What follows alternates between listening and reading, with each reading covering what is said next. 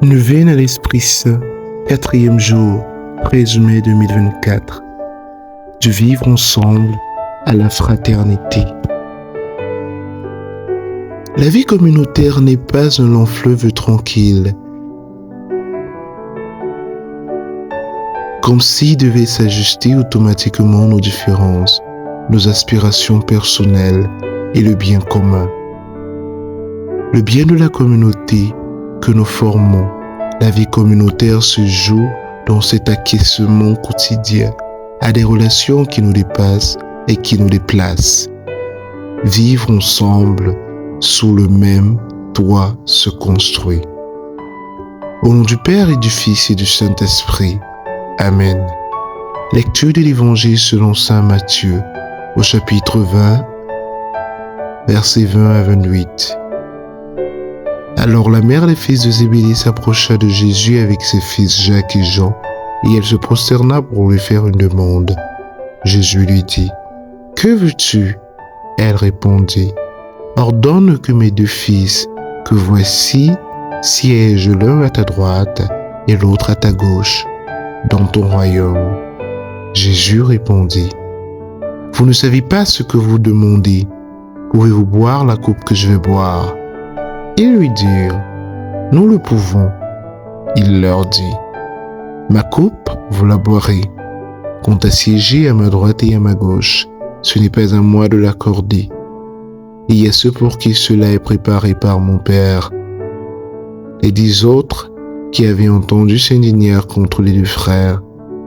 Jésus les appela et dit, « Vous le savez, les chefs des nations les commandent en maître, et les grands font sentir leur pouvoir.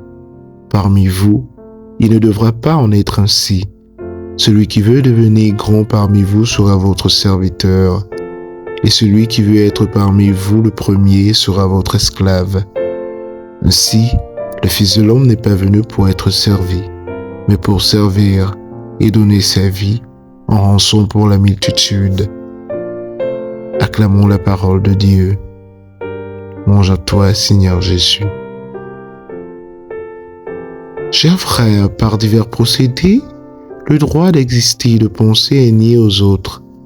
Et pour cela, on recourt à la stratégie de les ridiculiser, de les soupçonner et de les encercler. Leur part de vérité et leurs valeurs ne sont pas prises en compte. Et ainsi la société est appauvrie et réduite à s'identifier avec l'arrogance du plus fort. De ce fait, la politique n'est plus une discussion saine sur des projets à long terme pour le développement de tous et du bien commun, mais uniquement des recettes de marketing visant des résultats immédiats qui trouvent dans la destruction de l'autre le moyen le plus efficace. Dans ce jeu mesquin de disqualification, le débat est détourné pour créer une situation permanente de controverse et d'opposition.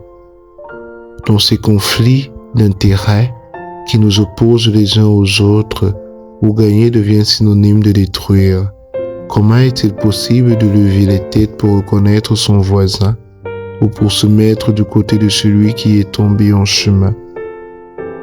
Un projet visant de grands objectifs pour le développement de toute l'humanité apparaît aujourd'hui comme un délire.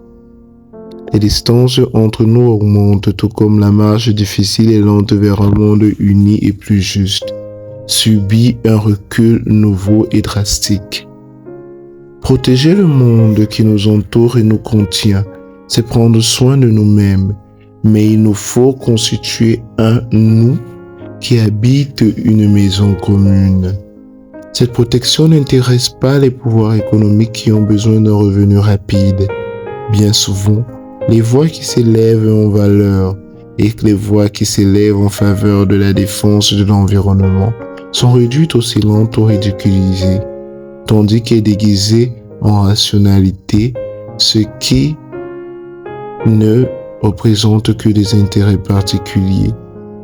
Dans cette culture que nous développons, culture vide, obnubilée par les résultats immédiats et démunie de projets communs, il est prévisible que face à l'épuisement de certaines ressources, se crée progressivement un scénario favorable à de nouvelles guerres déguisées en revendications nobles. Nous, spiritains, agissons déjà beaucoup dans cet esprit de synodalité dans nos communautés et nos provinces, comme nous avons toujours essayé de vivre avec une grande ouverture. Fidèle à l'inspiration du pape et docile aux décisions du chapitre général, il nous est demandé de renforcer cet engagement cœur et âme pour construire une église dans laquelle tous les protagonistes auraient une voix, pour écouter l'esprit et mettre en pratique ses aspirations pour notre temps. Le Conseil général exhorte toutes les circonscriptions, les communautés et les confrères à participer activement au parcours synodal, en s'intégrant dans les dynamiques des églises locales et en aidant à la sensibilisation et à l'engagement de ceux avec qui nous vivons et travaillons. Aidons à la dynamisation d'une église synodale qui soit participative et co-responsable, sans cléricaliser les laïcs ni séculariser le clergé. Une église synodale est une église co-responsable missionnaire, appelée à articuler la participation de tous, selon la vocation de chacun, à la construction de l'église, au service de l'évangélisation et de la mission. De l'articulation du je et du nous, selon le pape François et notre supérieur général, une communauté se construit en commençant par acquiescer aux tensions qui la traversent. Car les tensions sont potentiellement fécondes. Dans le marché ensemble, le défi c'est donc d'essayer de résoudre ces tensions pour que les frustrations du je n'enveniment pas la construction du nous, ce bien plus grand vers lequel nous sommes tous et toutes orientés dans la communauté, dans la congrégation. La communauté dans laquelle nous sommes envoyés, où vivons, devient le lieu où chacun apprend peu à peu à dire nous. Un nous qui a sa couleur particulière d'une communauté à l'autre, d'une famille à l'autre. Un nous qui dépasse le fait de partager des horaires communs, un toit commun, une table commune, une liturgie commune, même si tout cela en est le cadre et la chair. Ce nom n'annule pas nos individualités, mais se construit à la mesure de ce que chaque spiritain et chaque associé apporte. Prions le Seigneur. Viens Esprit Saint, remplis les cœurs de tes fidèles et fais-les brûler du feu de ton amour.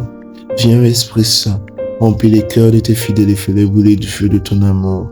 Viens Esprit Saint, remplis les cœurs de tes fidèles et fais-les brûler du feu de ton amour. Viens Esprit Saint, remplis les cœurs de tes fidèles et fais-les brûler du feu de ton amour. Viens Esprit Saint, remplis les cœurs de tes fidèles et fais-les brûler du feu de ton amour. Viens Esprit Saint, remplis les cœurs de tes fidèles et fais-les brûler du feu de ton amour. Viens Esprit Saint, remplis les cœurs de tes fidèles et fais-les brûler du feu de ton amour. Viens Esprit Saint, remplis les cœurs de tes fidèles et fais-les brûler du feu de ton amour. Viens Esprit Saint, remplis les cœurs de tes fidèles et fais-les brûler du feu de ton amour. Viens Esprit Saint, remplis les cœurs de tes fidèles et fais-les brûler du feu de ton amour.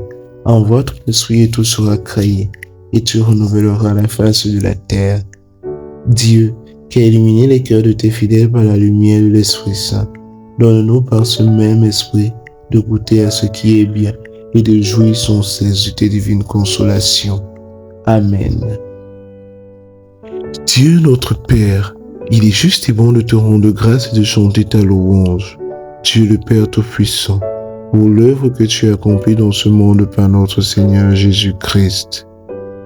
Au sein de notre humanité encore désunie et déchirée, nous savons d'expérience que tu changes les cœurs et les prépares à la réconciliation. Ton esprit travaille le cœur des hommes pour que les ennemis se parlent à nouveau, les adversaires se tendent la main et que les peuples cherchent à se rencontrer. Oui, c'est ton œuvre, Seigneur, quand l'amour l'emporte sur la haine, quand la vengeance se place au pardon et la discorde se change en amitié. Amen. Au nom du Père et du Fils et du Saint-Esprit. Amen.